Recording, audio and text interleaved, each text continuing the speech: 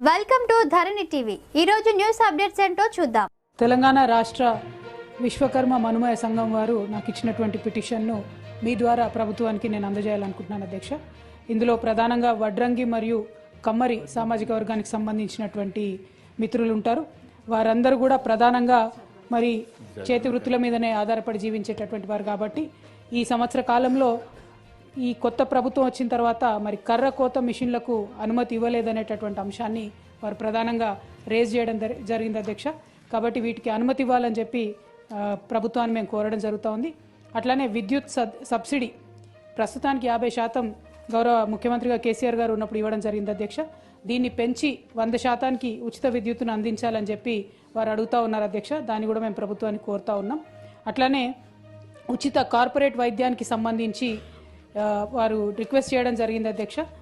Plus వృత్తి సంబంధిత వైకల్యం ఎప్పుడైతే జరుగుతుందో వాటికి సంబంధించి ఇన్సూరెన్స్ని తప్పకుండా ప్రభుత్వం చేయాలని చెప్పి, ఎప్పుడైతే అట్లా యాక్సిడెంట్ అవుతుందో తక్షణ సహాయం కింద 5 లక్షల రూపాయలు అందించాలని చెప్పి వారు డిమాండ్ చేయడం జరిగింది అధ్యక్ష.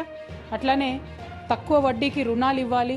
మేము వడ్రంగి కమ్మరి సామాజిక వర్గానికి సంబంధించినటువంటి వాళ్ళం పేద స్థితిలో ఉంటాం కాబట్టి మాకు తక్కువ వడ్డీకి రుణాలు ఇవ్వాలని వారు డిమాండ్ చేయడం జరిగింది అధ్యక్ష. అట్లనే విశ్వకర్మ బీమా స్కీమ్ అనేటటువంటిది ఇంట్రొడ్యూస్ చేయాలని చెప్పి వారు రిక్వెస్ట్ చేశారు అధ్యక్ష.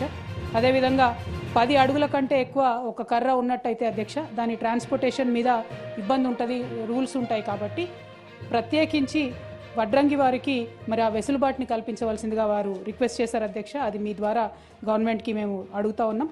అట్లానే అటవీ భూముల కేటాయింపులో మనకు రిస్ట్రిక్షన్ ఉంది అధ్యక్ష.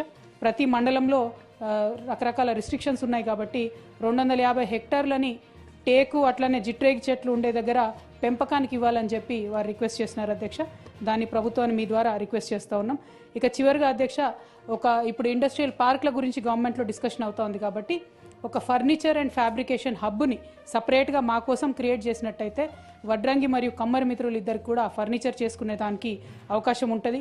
చదువుకున్నటువంటి పిల్లలు ఆ యొక్క పరిశ్రమల్ని వారి కోసం ఏర్పాటు చేసిన ప్రత్యేక హబ్లో పెట్టుకునే అవకాశం ఉంటుందని చెప్పి వారు రిక్వెస్ట్ చేసినారు అధ్యక్ష. అట్లానే అగ్రి యాన్సిలరీ కేటాయింపులు అంటే వడ్రంగి మరియు కమ్మరి మిత్రులు చేసేటటువంటి చాలా పనిముట్లు అగ్రికల్చర్లో వాడుకుంటాం కాబట్టి అధ్యక్ష అగ్రి యాన్సిలరీ కేటాయింపు చేస్తే దాన్ని జిల్లా యాక్షన్ ప్లాన్ ప్రకారం కేటాయించడం జరుగుతుంది అధ్యక్ష. ప్రభుత్వం ఇక్కడ నుంచి సెంట్రలైజ్డ్గా అన్ని జిల్లా కలెక్టర్లకు ఆదేశాలు ఇవ్వాలని చెప్పి వారు కోరడం జరిగింది అధ్యక్ష. అట్లానే చివరిది, ప్రభుత్వం చేస్తున్నటువంటి ప్రాజెక్టులలో వారికి ప్రాధాన్యత ఇవ్వవలసిందిగా కోరుతా ఉన్నారు అధ్యక్ష. ఇదివరకు బీఆర్ఎస్ పార్టీ అధికారంలో ఉన్నప్పుడు అధ్యక్ష ఇట్లా కుల వృత్తుల్లో ఉన్నటువంటి వారికి 20% ప్రభుత్వ కాంట్రాక్టులలో రిజర్వేషన్లు ఇవ్వడం జరిగింది వివిధ సంస్థలలో. అట్లానే ఇప్పుడు కూడా ప్రభుత్వం చేసేటటువంటి పనులలో మరి కిటికీలు డోర్లు అన్నీ కూడా వడ్రంగి మిత్రులు చేసి పెట్టే వాళ్ళు ఉంటారు కాబట్టి బయట రాష్ట్రాల నుంచి వచ్చి చేసే వాళ్ళకు ప్రాధాన్యత వస్తుందని వారు బాధను వ్యక్తం చేసినారు అధ్యక్ష. ఈ పరిస్థితిని గత సంవత్సరంలో జరిగినటువంటి పరిస్థితిని వారు ప్రభుత్వం పరిశీలించి మరి కమ్మరి అట్లనే వడ్రంగి మిత్రులకు సహాయం చేయవలసిందిగా తమ ద్వారా కోరు. ఇప్పటి వరకున్న న్యూస్ అప్డేట్స్, మరిన్ని న్యూస్ అప్డేట్స్ కోసం చూస్తూనే ఉండండి మీ ధరణి టీవీ.